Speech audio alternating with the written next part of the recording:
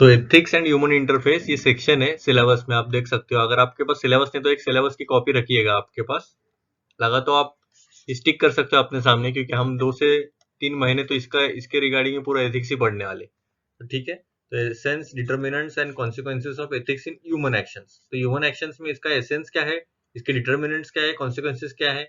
तो पहले हम देखेंगे एसेंस ही, एसेंस के ऊपर ही थोड़ा ज्यादा फोकस रहेगा। आगे आगे लेक्चर्स थोड़े बड़े जाएंगे क्योंकि हमें ज्यादा से ज्यादा सिलेबस कवर करना है, इसलिए ठीक है। तो हम अभी पहले तो बात करते हैं एथिक्स मतलब होता क्या है। तो ठीक है, देखते हैं इसका मीनिंग क्या है। बाकी भी हम देखेंगे अलग अलग टॉपिक्स, जैसे जैसे हमारा लेक्चर आगे जाएगा वैसे।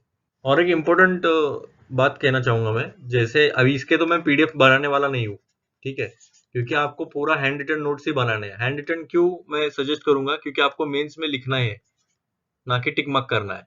तो आपको जितना लिखोगे उतना ज्यादा अच्छे से याद रखोगे और उतने अच्छे से रिटेंशन भी कर पाओगे। इसलिए आप नोटबुक और पेन लेके बैठिएगा, और जो भी स्लाइड्स है मैं पूरा सिखाने के बाद पूरा ये मतलब लिख लीजिएगा, या फिर आप पहला भी कर सकते हैं कि पहले लिख के रखिएगा और फिर सुनिएगा। पर ज्यादा से ज्यादा फोकस आप एक्सप्लेनेशन पर दीजिएगा, ठीक है, ना कि क्या लिखा है उस पर। तो एथिक्स क्या है, क्या लगता है आपको एथिक्स क्या रह सकता है? तो एथिक्स का डेफिनेशन क्या है देखिए, ये एक ब्रांच है फिलोसफी की, ठीक है। उसमें क्या क्या आता है, तो एक सिस्टमेटिक स्टडी रहता है ह्यूमन एक्शंस का। अभी देखिए इस पर ह्यूमन एक्शंस के ऊपर क्यों फोकस किया है, क्योंकि हमें ह्यूमन एक्शंस को ही स्टडी करना है। एथिक्स मतलब क्या, आप जो भी डिसीजन लोगे, अभी समझो आगे एग्जांपल है नीचे दिया है, तो वही एग्जांपल में डिस्कस करता हूँ अभी। तो समझो आपने देखा है आपके नेबर का पर्स नीचे गिर गया है, ठीक है, उसमें अच्छे खासे पैसे भी दिख रहे हैं आपको। तो आपका पहला इंस्टिंक्ट तो ये रहेगा कि चलो मैं उठा लेता हूँ और मैं घर को लेके जा सकता हूँ। पर आप ऐसा नहीं करते। आप क्या करते हो, उसे बोलते हो कि देखिए आपका पर्स गिर गया है, आप उठा लीजिएगा। तो ये जो एक्शन था ये एथिकल है। तो एथिकल क्या है, तो एक सिस्टमैटिक स्टडी है ह्यूमन एक्शंस का, from the point of view क्या, कि इसका राइटफुलनेस है या फिर रॉन्गफुलनेस। अगर रॉन्गफुलनेस कब होता, जब आपने ये पर्स रख लिया रहता। ये रॉन्ग क्यों है, तो ये सोसाइटी ने डिसाइड किया है। तो वो भी हम देखेंगे, सोसाइटल एथिक्स भी आता है आगे, पर वो इतना मैटर नहीं करता। पर ये आपको डेफिनेशन समझ में आ गया रहेगा। तो इसका मेन मकसद यही है कि स्टडी करेगा ह्यूमन एक्शंस के ऊपर ही, और ये सही क्या है या गलत क्या है। पर ज्यादा इसका पकड़ा रहेगा राइटफुलनेस के ऊपर ही। एथिकल मतलब राइटफुलनेस ही ज्यादा रहता है, रॉन्गफुलनेस नहीं रहता है। रॉन्गफुलनेस को कम करना और राइटफुलनेस को बढ़ाना, ऐसा भी हो सकता है। अगर आपके पास दूसरी डेफिनेशन है तो वो भी आप कर सकते हो, नहीं तो ये भी चल जाएगा।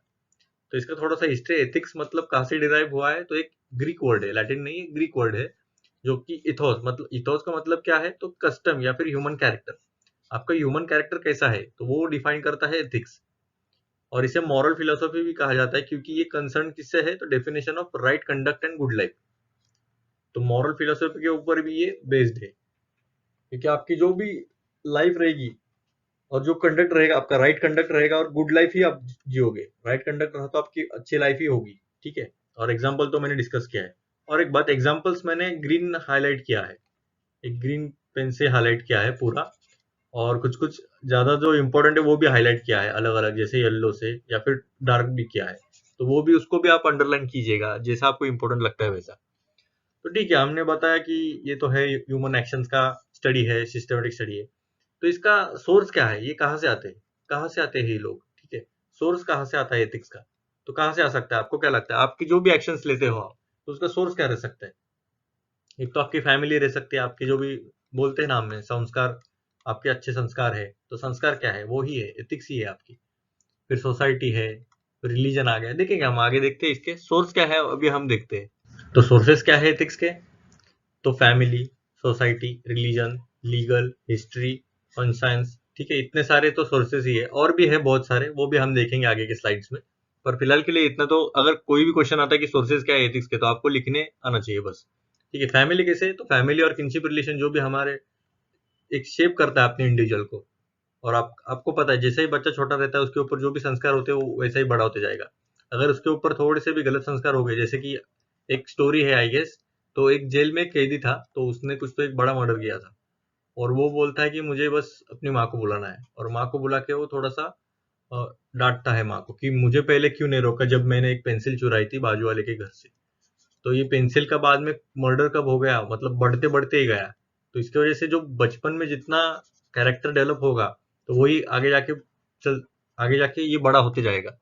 तो वो कितना मायने रखता है देखिए, एक छोटा सा इंडिविजुअल यहाँ तक जा सकता है, तो कितना इंपॉर्टेंट है ये शेप करना है इंडिविजुअल को। तो इसलिए फैमिली एक बहुत बड़ा मेजर रोल, पहला सोशलाइजेशन, सोशलाइजेशन मतलब क्या वो हम देखेंगे आगे। तो ये सोशलाइजेशन का पहला स्टेप है, या फिर ये बोल सकते हो पहला इंटरैक्शन आपका ह्यूमंस का, एज अ ह्यूमन हम पेरेंट्स से ही करते हैं। तो एग्जांपल क्या है, तो many Indian families donate older and unused cloth to the poor during Diwali as charity.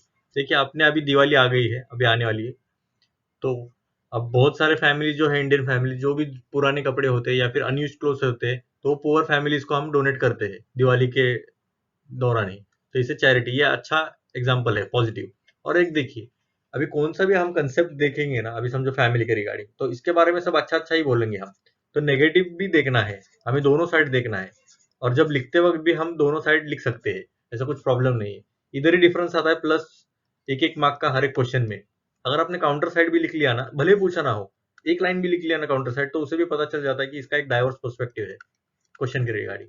ठीक है, अब इसमें क्रिटिकल थिंकिंग क्या है, तो बायसेस भी क्रिएट करते हैं। बायसेस मतलब क्या, तू लड़की है तो तेरे को बस ये इतना ही करना चाहिए, तूने बारबी से ही खेलना चाहिए, आमा बारबी गली करना चाहिए। और जो लड़का है उसने तो बॉम्ब फोड़ना चाहिए, मतलब इनडायरेक्ट ओपन हैमर वगैरह। तो जो कर सकता है वो कर सकता है, खेल खेल सकता है, स्पोर्ट्स में भाग लेना चाहिए। मतलब ये पूरा बायसेस क्रिएट हो जाते हैं पहले से ही। फिलहाल अभी तो सिचुएशन अलग हो गई है तारी जमीन पर, और अलग अलग अवेयरनेस की वजह से तो थोड़ा सा अवेयरनेस बढ़ गया है कि इसका जो भी इंटरेस्ट रहेगा वो करेगा। पर ठीक है, पर बायसेस तो है, अभी भी है। और एक स्टीरियोटाइप भी हो जाते हैं फैमिली के रिगार्डिंग भी। ठीक है, तो ये हो गया फैमिली का एग्जाम्पल। फिर बाद में सोसाइटी का भी वैसा ही है। सोसाइटी जिसमें हम ग्रो करते हैं, समझो एक, अभी आपने ये मेगामाइंड पिक्चर देखा रहेगा। मेगामाइंड में क्या होता है, दो अंतरिक्ष से दो बच्चे आते हैं, और एक बच्चा जाता है जेल में और एक बच्चा जाता है बड़ी फैमिली में। और वो हीरो जाता है, आगे जाके हीरो बनता है, और जेल में जाने के बाद उसे लगता है ये सब सही है, चोर करना, चोरी करना, डकैती करना, पैसे लूटना, तो ये सही है उसके लिए, ये सराउंडिंग था। इसलिए उसकी सोसाइटी उसके लिए बोलता है कि ये सही हो। उसके जो भी जेल में जो मेंबर्स रहते हैं, तो वो बोलते हैं कि ये सही है और ये गलत है, जो अच्छे काम है वो गलत है। तो देखिए सोसाइटी कितनी मैटर करती है। फिर भी फैमिली के बाद इंपॉर्टेंट एस्पेक्ट आता है सोसाइटी का, तो वो भी इम्पैक्ट करते हैं अपने एथिक्स पे, मॉरल्स पे, इंडिविजुअल्स पे। मॉरलिटी क्या है वो भी हम देखेंगे, मॉरलिटी और एथिक्स में फर्क क्या है वो भी हम आगे जाके देखेंगे। और हर एक सोसाइटी का हर एक यूनिक पैटर्न होता है पर्टिकुलर सोसाइटी का। जैसे कि अभी एग्जांपल के तौर पर रिस्पेक्ट एक कॉमन इंडिविजुअल सोशल एथिक है, जो कि अभी समझो आप किसी के घर में जाते हो, तो आप अभी जो हाई क्लास है, एकदम वेरी हाई क्लास है, वो तो चप्पल पहन के जाते हैं, पर नॉर्मली हम बाहर जूते निकालते हैं, एक रिस्पेक्ट के तौर पर हम देखा जाता है। इवन जो एल्डर जो है हमारे, उनसे उनसे हम आदर से बात करते हैं, मतलब ऐसे नहीं अरे तुरे ऐसा नहीं करते हम। ठीक है, तो और क्रिटिकल थिंकिंग क्या है, तो कास्ट बेस्ड डिस्क्रिमिनेशन होता है, तो ये इथिकल है या नहीं, फिर ऑब्वियस है इथिकल तो नहीं रहेगा, क्योंकि ये अनएथिकल है। कास्ट डिस्क्रिमिनेशन हम करना नहीं चाहिए, पर सोसाइटी हमें ये सिखाती है। काफी सारे रीजंस है उसके पीछे भी, पर एक नेगेटिव साइड ये देखना चाहिए। ठीक है, सोसाइटी का बस पॉजिटिव ही नहीं है, तो नेगेटिव भी है। नेगेटिव भी सिखाती है, क्योंकि हालात कुछ कुछ ऐसे हो जाते हैं कि फिर उसे मजबूर करना पड़ता है। आपने देखे रहेंगे बहुत सारे फिल्म में। ठीक है, फिर बाद में रिलीजन आता है। रिलीजन तो आपको पता ही है, एक set of code of conduct तैयार करता है। मतलब क्या, जो भी हम, फॉर एग्जांपल लीजिए हिंदुइज्म, तो हिंदुइज्म में टॉलरेंस काफी ज्यादा होता है। जो भी, अभी इसमें कुछ ऐसा रिजिडिटी नहीं है जैसे जैनिज्म में है कि आपको जो नीचे का उगा हुआ रहेगा वो खाना नहीं है, या फिर जो भी प्लॉइंग नहीं करना है, क्योंकि जर्म्स वगैरह रहेंगे तो उनको भी मतलब बहुत सेफ, एक्स्ट्रा सेफ खेलते हैं ये। ठीक है, और हिंदुइज्म में ऐसा नहीं, मतलब मैं ये नहीं कर रहा हूँ, क्या बोलते हैं, क्रिटिसाइज नहीं कर रहा हूँ किसी भी रिलीजन को, बस एक एग्जाम्पल के तौर पर आप समझिएगा।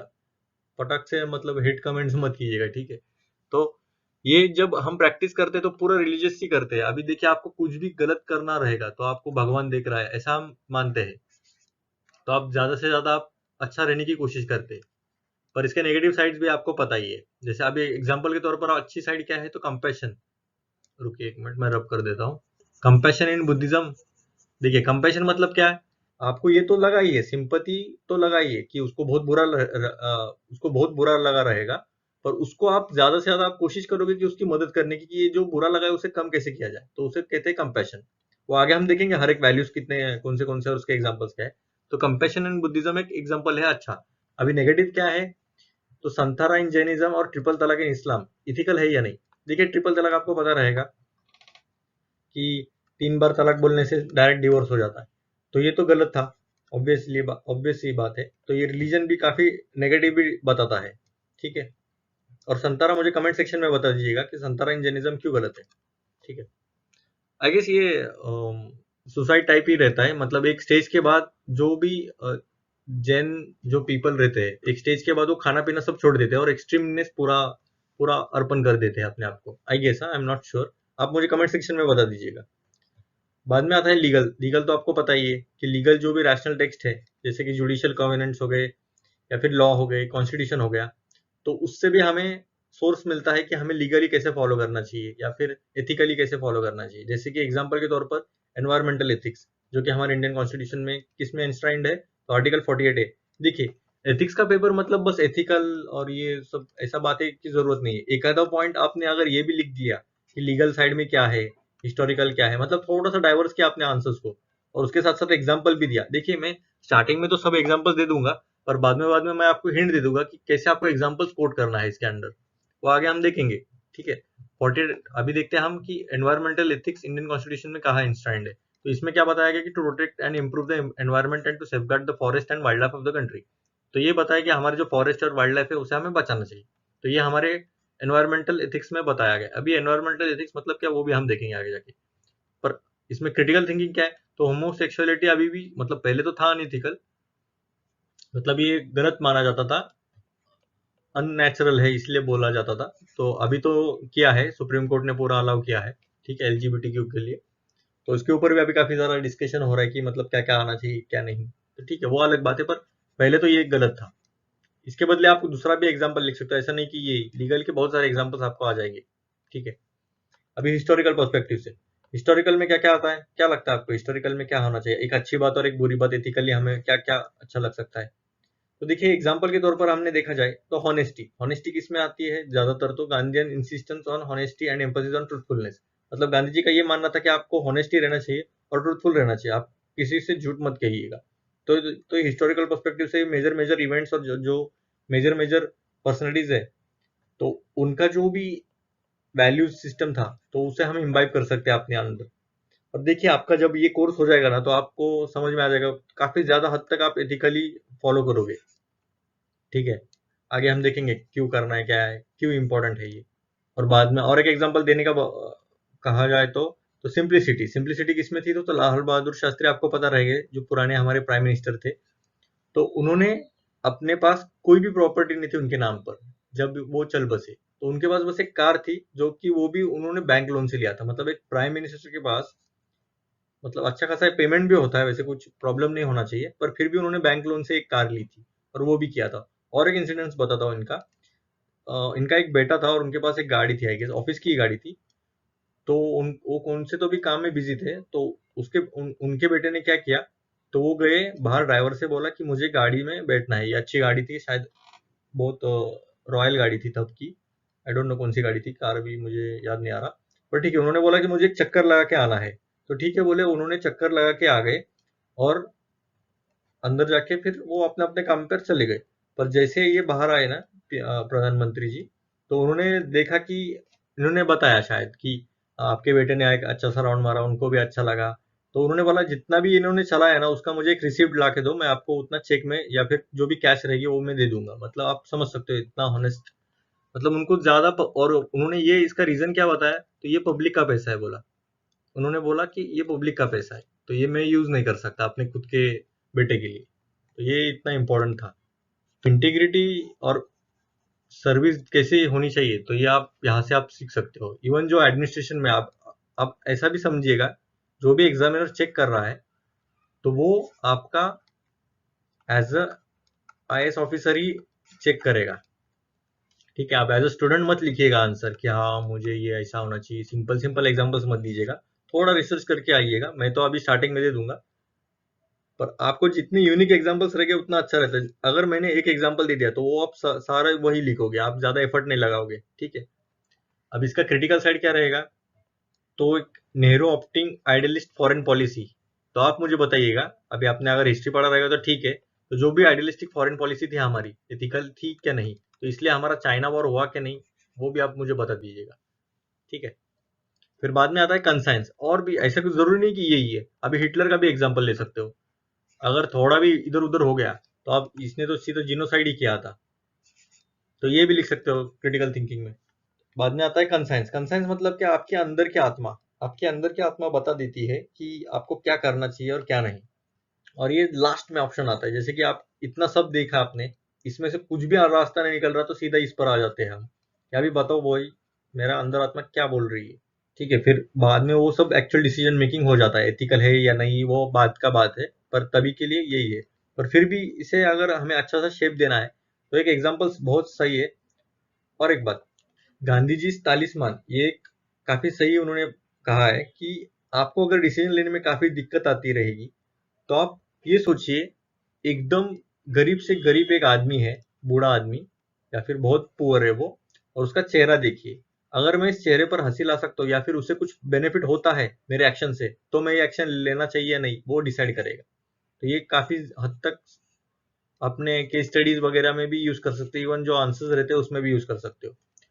और एक बात, आप क्या कीजिएगा, एक अलग से छोटी सी नोटबुक बनाइए केस स्टडीज के लिए, केस स्टडी लिखिए उसके ऊपर, और ये लिखिए गांधी जी तलिस्मान, और इसके आगे लिखिए बस इतना ही, decision in favour of poorest of the poor. उससे क्या होता है, जब आप केस स्टडी सॉल्व करते हो तो समझो आपको डिसीजन लेने में काफी दिक्कत है, और ऑब्वियसली जो भी केस स्टडीज रहते हैं वो काफी डिलेमा वाली रहती है, मतलब इतना इजी नहीं रहेगा कि चॉकलेट खाना है या आइसक्रीम खाना है, ऐसा तो नहीं रहेगा। तो जितना डिफिकल्ट डिसीजन रहता है तो ये आप कोट कर सकते हो कि according to Gandhi ji talisman I will take the decision in the favour of poorest of the poor. तो फिर वो जो भी एक्ट ऑफ द एक्शन रहेगा वो भी हम कर लेंगे। फिर आगे हम केस स्टडीज के बारे में देख लेंगे, पर आप एक सेपरेट नोटबुक रखिएगा, ठीक है, गांधी जी तालिस्मान लिखिएगा उसमें। तो सोर्सेज ऑफ एथिक्स बस इतने हैं क्या? तो देखते हैं हम आगे आगे कौन से सोर्सेस है। तो सोर्स कौन से हिस्टोरिक टेक्स्ट जैसे मैंने बताया, मतलब रिलीजन वगैरह भी आता है, हिस्टोरिक में और भी आता है, वेद आते हैं, अशोका का आता है, गिव अशोका ने जैसे वॉर गिव अप किया और धम्मा स्प्रेड किया। फिर हर्षवर्धन का चैरिटी फॉर ट्रूथफुलनेस। फिर रामायण महाभारत में भी काफी ज्यादा अच्छा अच्छा आइडियल गवर्नेंस था।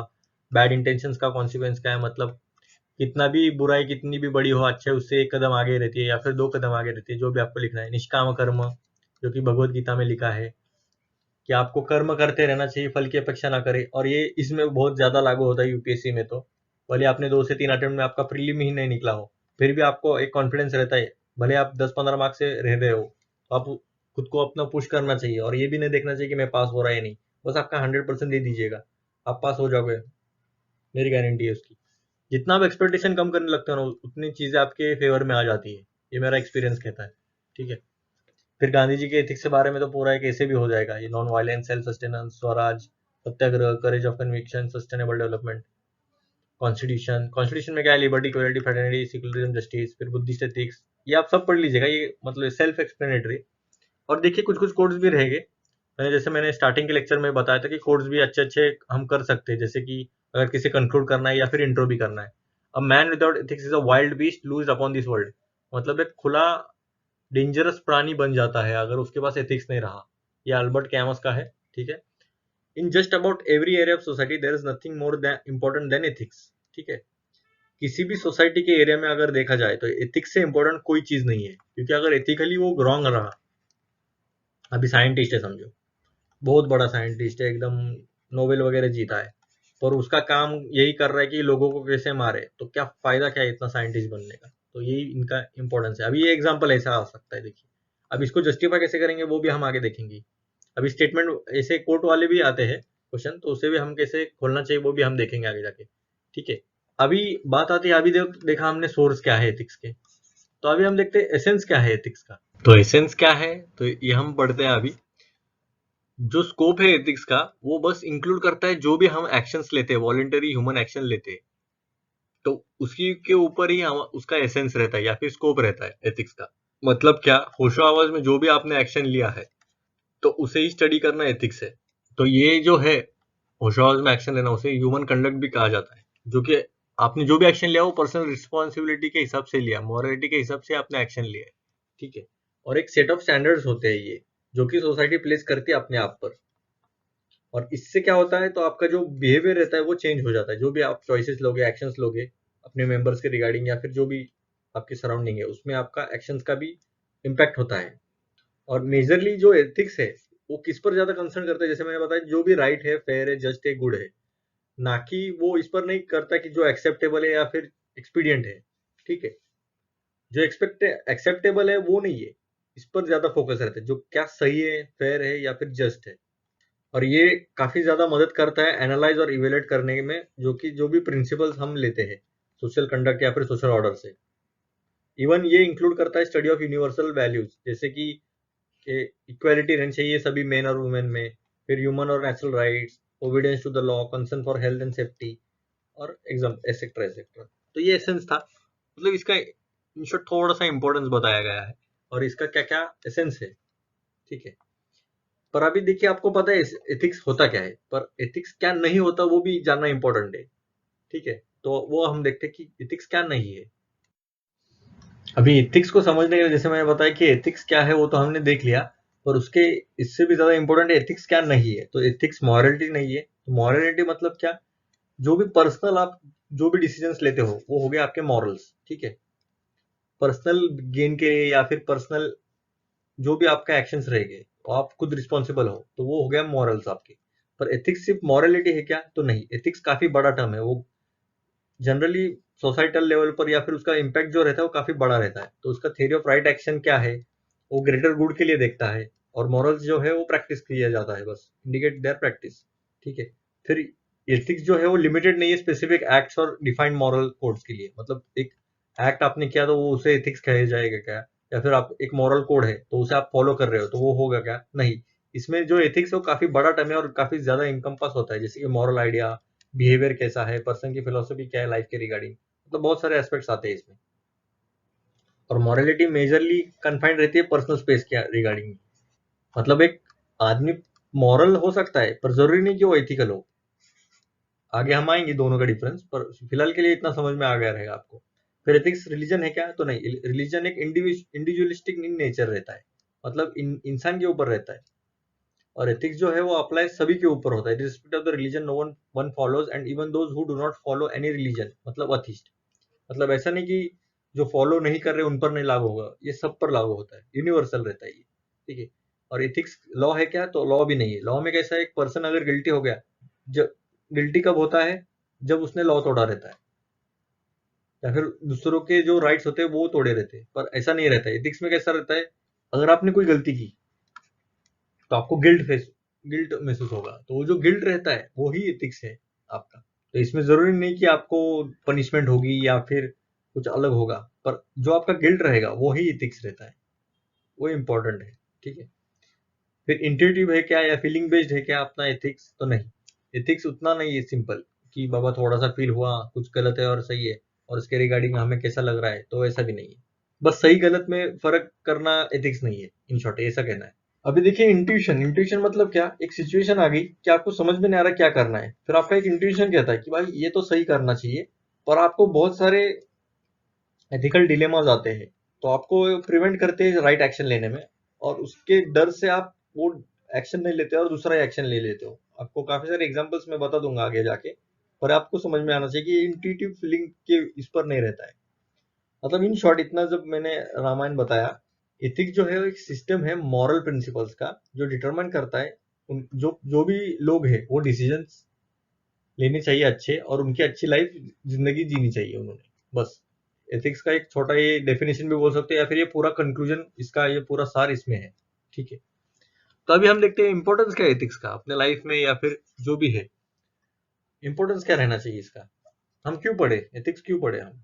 तो इंपॉर्टेंस क्या है एथिक्स का, तो देखिए पहला तो है एक स्टैंडर्ड सेट करता है क्या सही है और क्या गलत है। तो एथिक्स आइडेंटिफाई करने में मदद करता है कि क्या सही रहेगा और क्या गलत रहेगा, और हमें सही चीज पर ज्यादा फोकस करना चाहिए। तो वही सब ये लिखा है। और जो भी रॉन्ग डूइंग्स रहते हैं समाज में, जो भी अनएथिकल एक्टिविटीज रहते हैं, तो उसे स्टॉप करने में भी मदद करता है, जैसे कि स्टीलिंग हो गया, असल्ट हो गया, मर्डर हो गया, फ्रॉड और एक्सेट्रा जो भी रहेगी क्राइम्स, तो उसे भी कम करने में मदद करता है। उसके बाद क्या है, तो improve thinking, perspective and judgements.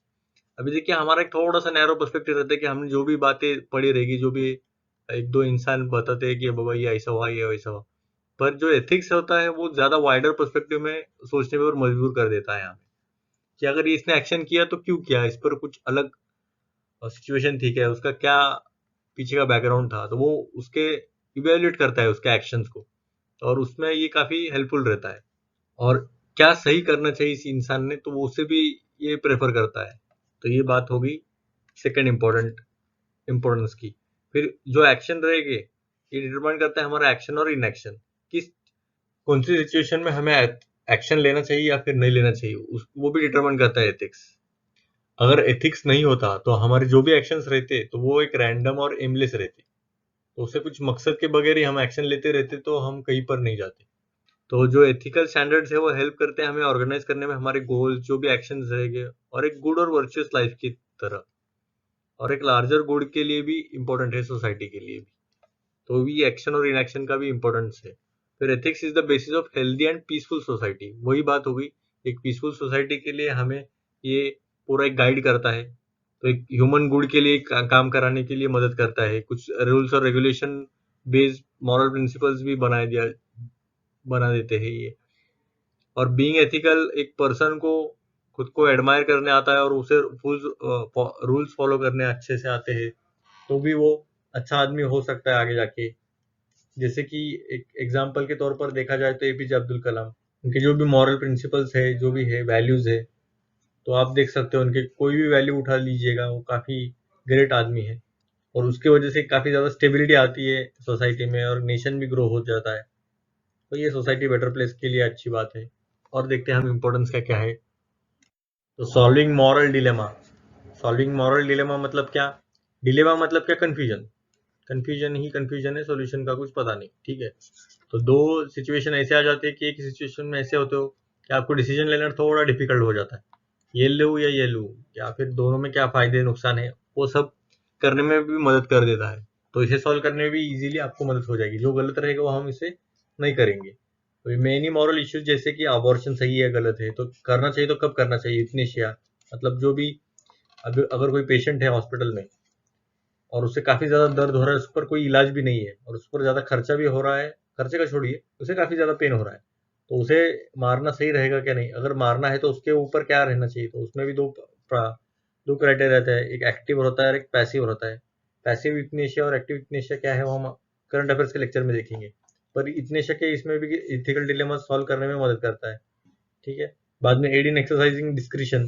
तो डिस्क्रिशन में क्या है, मतलब क्या? आप डिस्क्रिशन मतलब आप कुछ भी कर सकते हो। आपको एक ऐसी सिचुएशन आ जाती है कि आप कुछ भी कर सकते हो, पर उस सिचुएशन में आपको एक क्लियर चॉइस होनी चाहिए कि क्या सही है।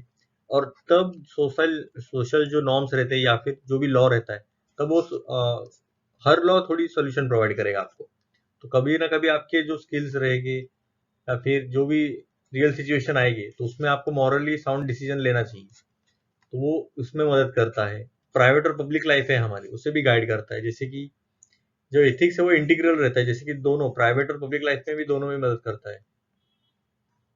प्राइवेट में कैसे जो भी हमारा रिलेशंस रहते हैं फेलो बीइंग से या फिर प्रोफेशनल लाइफ में, पब्लिक एडमिनिस्ट्रेशन में, तो एथिक्स वो फोकस करता है कि कैसा कोई एक्ट करना चाहिए, रिफ्लेक्ट करना चाहिए, रिस्पॉन्सिबली एक्ट करना चाहिए।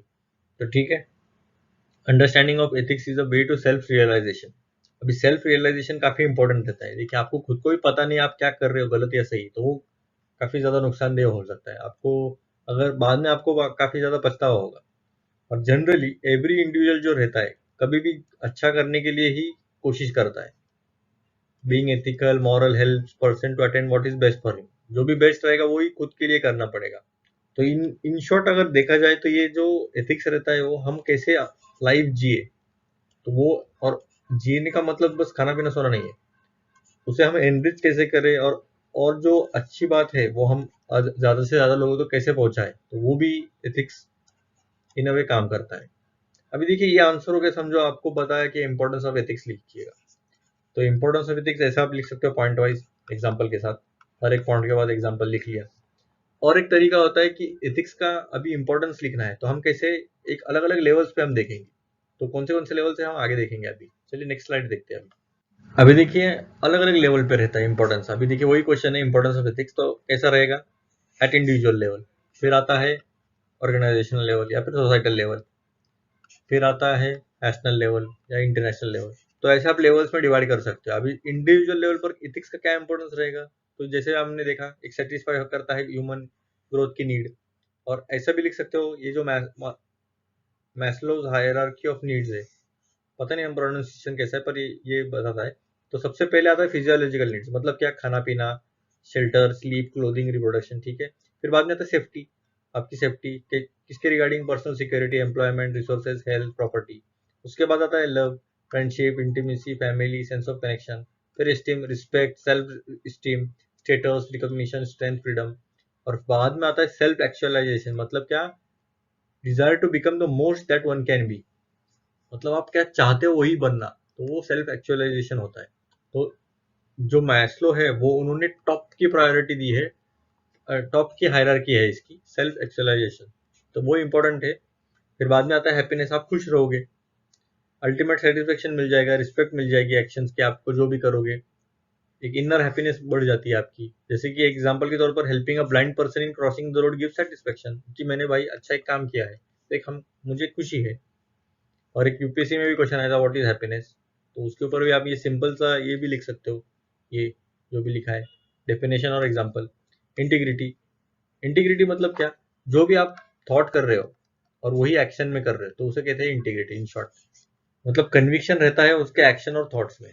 तो एक एग्जांपल है जो रजनी सेकरी सिबाल, जो एक हरियाणा कैडर के आईएएस ऑफिसर है, उन्होंने नहीं कहा जब उन्होंने उनको ब्राइब ऑफर किया था एक पॉलिटिकल पावर द्वारा, क्योंकि उनके जो रिजल्ट थे वो चेंज करने थे 3200 junior basic training teachers in 1999, मतलब उनका ऐसा मानना था कि ये थोड़े से पैसे ले लो, थोड़े से मतलब काफी ज्यादा ही रहेगा ऑब्वियस है, और ये 3200 जो जूनियर बेसिक ट्रेनिंग टीचर्स है उसका जो रिजल्ट है वो चेंज कर दो 1999, तो उन्होंने तो नहीं कहा था। तो ऐसा हो गया इंटीग्रिटी। हम देखेंगे हर एक वैल्यू, अगर ये भी एक एग्जाम्पल के तौर पर आप देख सकते हो। अभी आप क्या कीजिएगा, अभी मैंने जैसे आपको एग्जाम्पल बताया, मतलब एक डेफिनेशन बताया, तो उसके रिगार्डिंग आप सर्च मार सकते हो इंटीग्रिटी आईएएस ऑफिसर एग्जाम्पल, तो ऐसे 10-12 एग्जाम्पल रहेंगे, जो भी करंट वाला एग्जाम्पल रहेगा उतना ही अच्छा रहेगा, तो आप करंट वाले एग्जाम्पल डाल सकते हो, आप कभी भी ये लेक्चर देखते रहोगे। और ये होमवर्क ही है, मतलब आप जैसे नोट्स बनाते हो तो ये डेफिनेशन लिखने के बाद एक दो लाइन छोड़ दीजिएगा और अपने लाइन में आपके खुद के अंडरस्टैंडिंग के हिसाब से एक दो लाइन में आपको कंप्लीट करना है, जैसे इधर कंप्लीट किया है एक दो लाइन में ही कंप्लीट करना है, तो उसके हिसाब से आप थोड़ा स्पेस देके आप ये भी कर सकते हो। तो हम देख रहे हैं इंडिविजुअल लेवल पे, तो आगे क्या है देखते हैं हम अभी। ठीक है, फेयरनेस आता है, having proper ethics can help ensure a person is fair in this professional as well as personal duties, मतलब फेयर रहना चाहिए, ना कि भेदभाव नहीं करना चाहिए। फिर हॉनेस्टी, जैसे आपको पता ही है, ऑनरेबल सोसाइटी, और इसके आगे एग्जांपल भी आपको लिखना है हॉनेस्टी के रिगार्डिंग, आप इंडिविजुअल भी लिख सकते हो और एक एडमिनिस्ट्रेटिव लेवल पर लिख सकते हो, ठीक है। फिर सेल्फलेसनेस, खुद के बारे में ज्यादा ना सोच के दूसरे के बारे में ज्यादा सोचना, मतलब think beyond himself to feel for the need of others around him, तो एग्जांपल लिख सकते हो किसका भी। इवन जो, ऐसा भी जरूरी नहीं कि आप खुद का ही लिखना चाहिए, मेजर मेजर जो भी पर्सनैलिटीज है, गांधी जी हो गए, एपीजे अब्दुल कलाम हो गए, या फिर जो भी आपको जो बड़े बड़े आदमी हैं उनके रिगार्डिंग भी आपको एग्जाम्पल लिख सकते हैं एक दो लाइन में, रामायण महाभारत है, इसमें बहुत ज्यादा स्कोप है एग्जाम्पल लिखने का, बस आपको उतना क्लिक होना चाहिए, एक आइडिया रखनी चाहिए, अगर आप कीवर्ड्स भी लिखते हो कीवर्ड इसमें तो भी आपको क्लिक हो जाएगा। फिर एम्पथी, एम्पथी जैसे बताया, ability to share someone else feeling और experiencing by imagining what it would be like to be in that person situation, मतलब उसकी सिचुएशन क्या रहेगी, आपको उसके रिगार्डिंग एम्पथी आ गई। फिर सेल्फ कॉन्फिडेंस आता है, आप एक सेल्फ इम्प्रूव और मेंटेन करते हैं अपना, गाइडिंग मैप रहता है एक पर्सन के लिए, एथिक्स, बिलीफ के ऊपर वो स्टैंड होता है कि मैंने तो ये सही लिया है और मैं, मुझे इस पर कॉन्फिडेंस है। सेल्फ कॉन्फिडेंस के रिगार्डिंग भी आप देख सकते हो एग्जांपल्स। तो ये हो गया इंडिविजुअल लेवल पे, अभी ऑर्गेनाइजेशनल लेवल पे देखते हैं हम क्या क्या आता है। अभी देखिए आपने ये लेवल्स किया है, तो ऐसा मैं नहीं कह रहा हूँ कि जो भी इंपॉर्टेंस पहले मैंने बताया वो गलत है, वो गलत नहीं है, उसके रिगार्डिंग आपको 4 या 5 मार्क्स मिल जाएंगे 10 में से। पर अगर ऐसा लिख सकते हो तो एक्स्ट्रा आधा नहीं तो 1 मार्क तो मिल ही जाएगा, तो आधा 1 मार्क की लड़ाई रहती है मेंस में, तो उसके रिगार्डिंग ही हमें अच्छे से आगे बढ़ना है। तो ऑर्गेनाइजेशनल लेवल पे अगर एथिक्स रहेगा तो उसका इंपॉर्टेंस क्या रहेगा, तो ट्रांसपेरेंसी आएंगे, एफिशिएंसी आएगी, पब्लिक फेथ आएगा, रिस्पॉन्सिबल और अकाउंटेबल रहेगा। अभी ट्रांसपेरेंसी तो आपको पता है क्लियर रहना चाहिए, जो भी जो है सो है, मतलब उसमें कुछ छुपाए वगैरह तो नहीं है। अगर उन्होंने स्ट्रिक्ट कोड ऑफ कंडक्ट रखा ऑफिसर्स ने, ऑर्गेनाइजेशन में, तो कुछ छुपाने की जरूरत ही नहीं है, जो भी है वो सामने है, पब्लिक के स्क्रूटिनी के लिए ही है।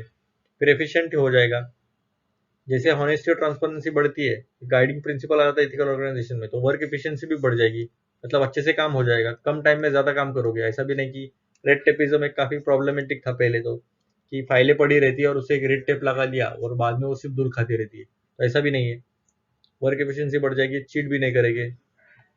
और एक पब्लिक फेथ, ये सबका एक इनडायरेक्ट इन्फ्लुएंस ही है। अब ट्रांसपेरेंसी बढ़ गई, एफिशिएंसी बढ़ गई, एफिशिएंसी बढ़ गई, पब्लिक फेथ बढ़ेगा, पब्लिक फेथ बढ़ गया, रिस्पॉन्सिबल और अकाउंटेबल रहेगी जो भी एथिकल ऑर्गेनाइजेशन रहेगी।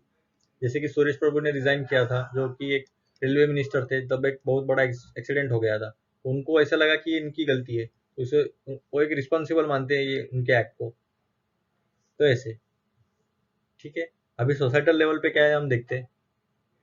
तो सोसाइटल लेवल पे क्या है, हार्मनी रहती है, ट्रस्ट रहता है, ब्रदरहुड रहता है, टीम वर्क होता है, जस्ट सोसाइटी हो जाएगी। तो हार्मनी मतलब क्या, society is seen to be harmonious when it is based on a set of ethics and virtues. वही है। ट्रस्ट होता है, सोसाइटल ट्रस्ट बेनिफिट होता है, people choose to live by a set of ethics in life and no one causes any undue harm.